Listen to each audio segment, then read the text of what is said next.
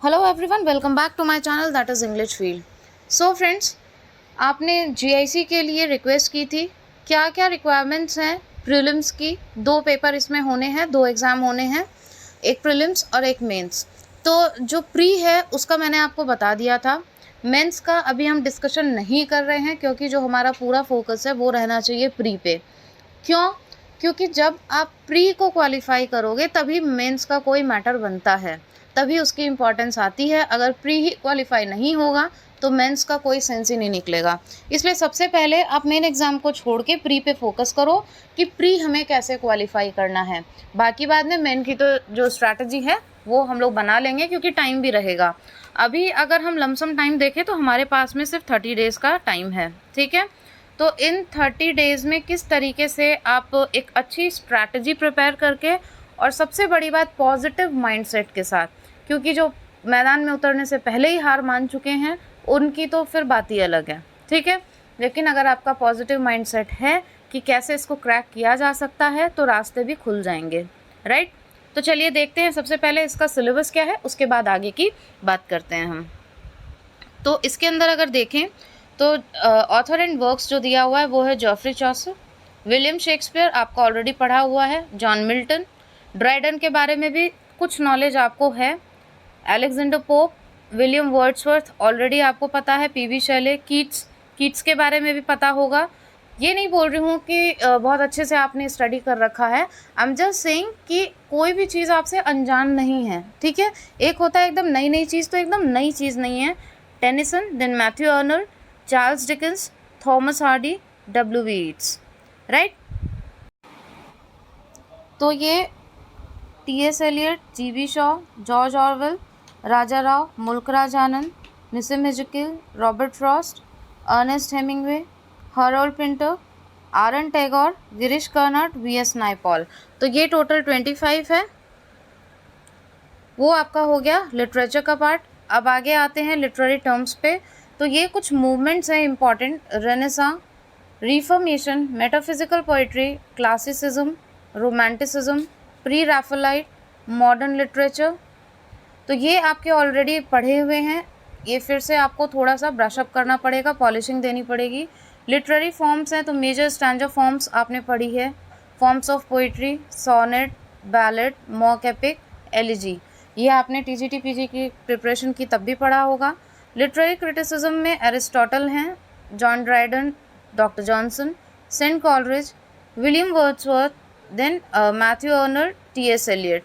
कुछ क्रिटिसिज्म मैंने करा भी रखा है और बाकी भी अपलोड हो जाएगा, तो क्रिटिसिज्म आप वहाँ से देख लीजिएगा। अब ये आपका हो गया लिटरेचर पार्ट। अब हम आगे बढ़ते हैं, कुछ ग्रामर पार्ट देख लेते हैं।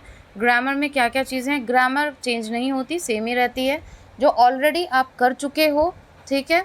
अब देखिए अनसीन पैसेज, वो आपने पहले भी किया था। Correction of sentences, narration, transformation of sentences, synonym antonyms, homonyms, rearranging jumble sentences जिसको बोलते हैं, preposition, Adam and phrases, one word substitution, figure of speech and prefix and suffix, right. तो ये सारा जो पार्ट है ये ऑलरेडी आपने टीजीटी या पीजीटी में किया होगा, जिसका भी आपने एग्ज़ाम दिया होगा, और कोई आज आपने तैयारी नहीं की है, ठीक है। तो इसकी प्रिपरेशन आप अच्छे से कर सकते हो। इस पार्ट को अगर देखा जाए तो ऑलरेडी ये प्रिपेयर्ड है, ठीक है। तो अब अगर हम देखें तो सिलेबस जो है आपका वो लेंदी तो है। ये जो पूरा सिलेबस दिया हुआ है लेंदी है, वास्ट है, ठीक है। लेकिन ये ऐसा नहीं है कि बहुत ज़्यादा आपको इसमें डिटेल्ड स्टडी करनी है। Detailed study in the sense कि बहुत डीप आपको जाके स्टडी करनी है, ऐसा नहीं है। जैसे कि आपने टीजीटी पीजीटी में स्टडी किया है, क्योंकि दिमाग लगा के देखिए 80 मार्क्स के क्वेश्चन आएंगे। सब्जेक्टिव आपको पता है 80 मार्क्स का आएगा। अगर आपको कुछ चीज़ों से रिलेटेड डाउट है प्री एग्ज़ाम में क्या किस तरीके से आएगा, तो मैं आपको डिस्क्रिप्शन बॉक्स में लिंक प्रोवाइड कर दूंगी, वहाँ से आप जाके चेकआउट कर सकते हो। तो बात कर रहे थे हम, ये वास्ट है, लेकिन अगर आप इसकी थोड़ी थोड़ी स्टडी भी करते हो, इसका इंट्रोडक्शन भी प्रिपेयर अगर करते हो, और इतने टाइम से जो आपने टीजीटी पीजीटी की प्रिपरेशन की है, एलटी की भी बहुत से लोगों ने प्रिपरेशन की होगी, तो एक जनरल आइडिया हम फॉर्म कर लेते हैं कि क्वेश्चंस कौन से इम्पॉर्टेंट है और कहाँ से आ सकते हैं। फॉर एग्जांपल अगर हम देखें तो कोई वर्क ऐसा होता है जो बहुत ज़्यादा फेमस हो जाता है, या फिर कुछ चीज़ें ऐसी होती है जो वर्क अनपब्लिश्ड रह जाता है, कोई और उसे पब्लिश कर रहा है, ठीक है। तो ये सारे कुछ ऐसे फैक्ट्स होते हैं जो अपने आप में इम्पॉर्टेंट बन जाते हैं, और अगर सारी ही टॉपिक से क्वेश्चन लिए जाएं तो बहुत डीप में जाके क्वेश्चन फ्रेम नहीं किए जा सकते। फिर एक और टेक्निक मैं आपको बता रही हूँ, वो है आपकी ग्रामर, ठीक है। अगर आप ग्रामर को देखो तो वोकैब ऑलरेडी आपकी आ चुकी है और वोकैब इसमें भी पूछी जाएगी, तो ये वोकैब इसमें भी पूछी जाएगी, एंटोनिम सिनोनिम इसमें भी आएंगे, तो क्वेश्चंस वहाँ से भी आएंगे, एरर के भी क्वेश्चंस आएंगे, इडियम फ्रेजेस के भी क्वेश्चंस आएंगे, नरेशन है, पंचुएशन है, ये सारी चीज़ें भी तो आएंगी ना। तो आपको तो दोनों में डिवाइड करना है, ऐसा तो है नहीं कि ग्रामर का अलग कुछ पार्ट है और लिटरेचर का अलग है, दोनों कंबाइंड में आएगा। फिर उधर 40 मार्क्स का आपका होगा जीएस। इस तरीके से आपको थोड़ा सा माइंड प्रिपेयर करके चलना है कि डिवाइड करते हुए सिलेबस को आप अच्छे से प्रिपेयर कर लो। सबसे बड़ी बात, मैं अगर एक आपको चीज़ बोलूँ, अगर आप कोई भी चीज़ होल में देखते हो, अगर मैं आपको बोलूँ ये पूरा आप रीड करिए, ठीक है, तो आपको लगेगा ये बहुत ज़्यादा है। लेकिन अगर मैं बोलूँ कि इसको पार्ट वाइज आप रीड करो, ये अगर मैंने पार्ट वाइज डिवाइड कर दिया, तो आपका विजुअलाइजेशन एक अलग क्रिएट हो जाएगा, एक मेंटल स्टेट आपका चेंज हो जाएगा कि डिवाइड में पहले हमने ये किया, ये किया, ये किया, ऐसे ऐसे करके आप उसको पार्ट वाइज प्रिपेयर करोगे। तो मैं इसमें भी आपको यही सजेस्ट करूँगी कि according to your strategy, according to your memory और पार, रीड योर माइंड फर्स्ट कि वो कैसे क्या चीज़ें एक्सेप्ट कर रहा है। बहुत सारे मैंने इन चीज़ों पे वीडियो बना रखे हैं कि किस तरीके से आप नोट्स बनाएं, शॉर्ट में लेंदी टॉपिक्स को कैसे प्रिपेयर करें। अगर आप बोलोगे तो फिर से एक बार मैं आपको फ्रेश वीडियो डाल दूंगी। कमेंट बॉक्स में आप जैसा भी हो अपनी एक राय रखिएगा। ये जो वीडियो है काइंड ऑफ डिस्कशन है, क्योंकि जो कमेंट आपके आ रहे थे बहुत सारा कन्फ्यूजन था कि सिलेबस लेंदी है क्या नहीं है, मैम कुछ समझ में नहीं आ रहा, हमने फॉर्म तो डाल दिया, अगर इसकी प्रिपरेशन करें तो कैसे करें। तो यहाँ से आपको एक ट्रैक मिल जाएगा, एक पॉजिटिव एस्पेक्ट मिलेगा through which you can prepare well. ऐसा बिल्कुल नहीं है कि आप नहीं तैयारी कर सकते, नहीं क्वालिफाई कर सकते जस्ट बिकॉज की टाइम कम है।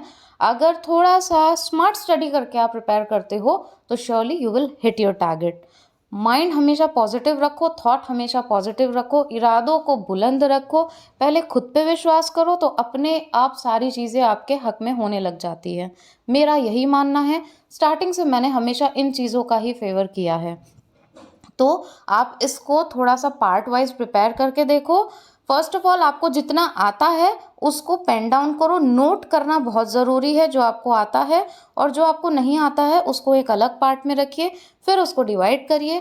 ग्रामर पे थोड़ी कमांड करिए, already you have prepared a lot of portion, ठीक है, of grammar, so you just need to polish that topic. अब आपको उन टॉपिक्स को सिर्फ पॉलिश करना है, रिवीजन करना है। तो जो सॉलिड है उसको और अच्छे से सॉलिड बना लीजिए, जो नहीं है उसको थोड़ा थोड़ा पढ़ना स्टार्ट कर दीजिए। इस चैनल पे भी आपको बहुत सारे इस पे वीडियोस मिलेंगे, कल से आपको रेगुलर वीडियोस मिल जाएंगे। आई होप मैंने I tried my level best to clear all your queries. फिर भी अगर कोई क्वेरी बच जाती है तो श्योरली आप कमेंट बॉक्स के थ्रू कांटेक्ट कर सकते हो, कमेंट बॉक्स के थ्रू आप इंटरैक्ट कर सकते हो, अपनी क्वेरीज को पोस्ट कर सकते हो। Okay, your feedback is always valuable. Thank you so much for watching and giving your precious time. And please अगर ये थोड़ा सा भी आपको हेल्पफुल लगा हो तो एक लाइक बटन ज़रूर हिट कर देना, क्योंकि यही तो एक मोटिवेशन है कि और आपके लिए इन्फॉर्मेटिव वीडियोस बनाए जाएं। मुझे वेट रहता है आप लोग के कमेंट्स का। कई बार आपके पास से क्वेश्चन आते हैं कि मैम आप कमेंट का इतनी जल्दी रिप्लाई कैसे दे देते हो। जस्ट बिकॉज कि आपके कमेंट वैल्यूएबल होते हैं, मुझे इंतज़ार रहता है कि आपके कैसे कमेंट आ रहे हैं, क्या आपकी क्वेरीज हैं, तो उनको रिजॉल्व करने की बस एक कोशिश रहती है। Thank you.